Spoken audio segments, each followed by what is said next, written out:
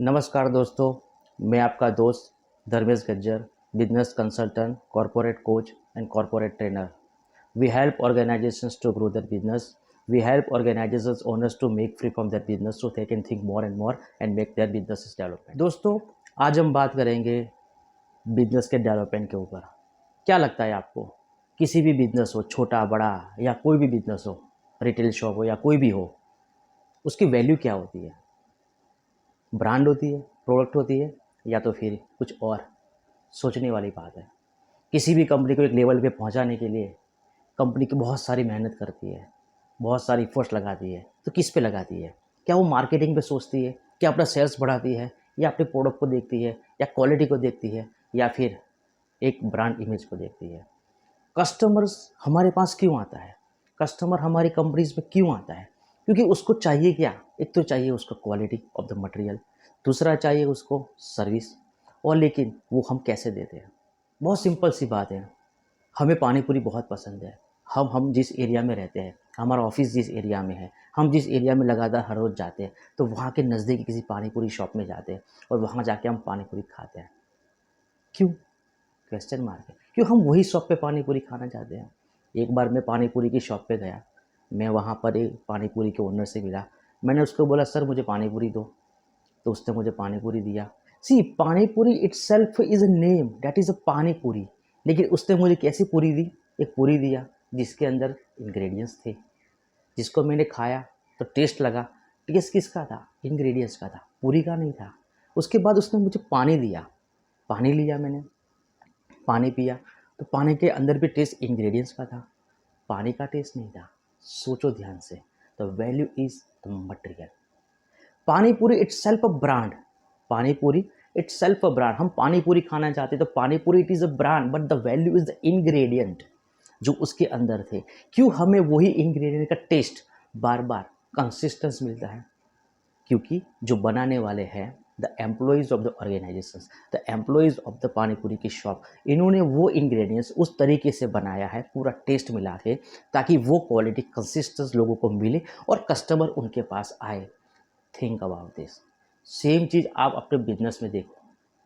आपका एक बड़ा सा अंपायर है, एक बड़ा सा सेटअप है, बड़ा सा मतलब एक बिजनेस ब्रांड अप बना के रखा हुआ है, लेकिन जब तक वो क्वालिटी सर्विस, वो मटेरियल, वो प्रोडक्ट कंसिस्टेंस आपके कस्टमर्स को नहीं मिलेगा, तो कस्टमर्स आपके पास कैसे आएंगे? सोचने वाली बात है। इम्पोर्टेंट फैक्टर्स ये होता है।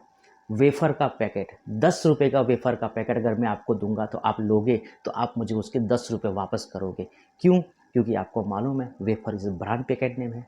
वो भी XYZ कंपनी का ब्रांड पैकेट लिया तो आपने ब्रांड के हिसाब से दिया कि नहीं यार, ये ब्रांड की तो मस्त मटेरियल आता है। लेकिन वही पैकेट अगर मैं खाली करके आपको दूंगा तो क्या करोगे? नहीं सर, आप मुझे 10 रुपये नहीं दोगे क्योंकि उसमें से मटेरियल नहीं है। तो आप बोलोगे वैल्यू इज़ अ मटेरियल। इससे पहले आते वैल्यू इज़ अ ब्रांड, क्योंकि पैकेट पूरा दिया था ब्रांड वाला, तो आपने लिया।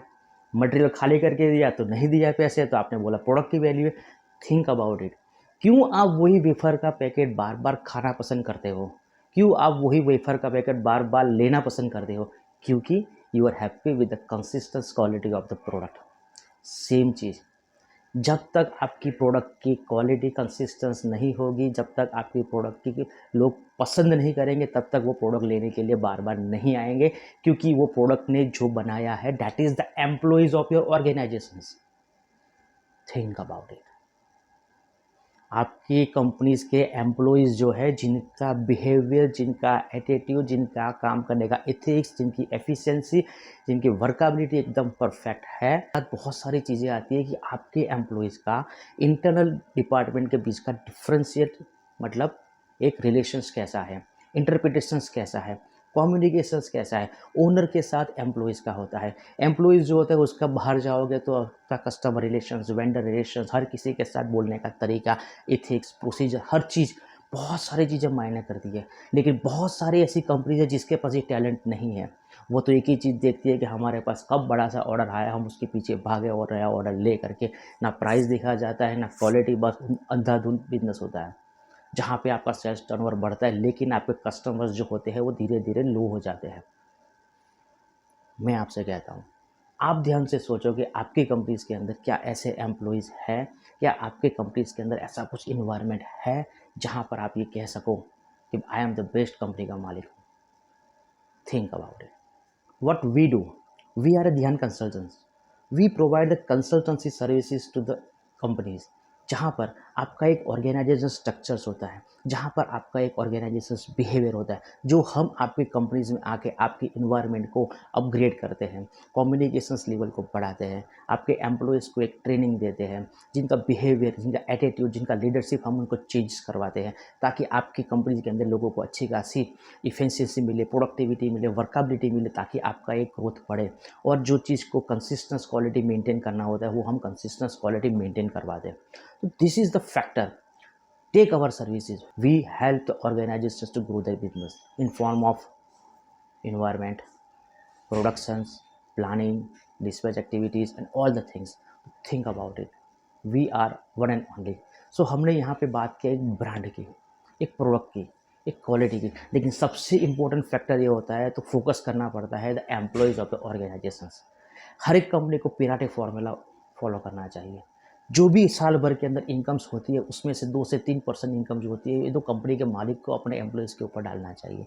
उनको वेलफेयर दो, उनको एंटरटेन करो, उनको खुश रखो, ताकि क्या होता है कि एम्प्लॉयज़ विल बी हैप्पी, क्योंकि उनको मालूम है कंपनी का जितना प्रॉफिट होता है उसमें से 2 से 3% प्रॉफिट हमारे पे भी आता है। तो उनको डेवलप करने के लिए भी कंपनी के ओनर को सोचना चाहिए और करना चाहिए। What we do the same thing.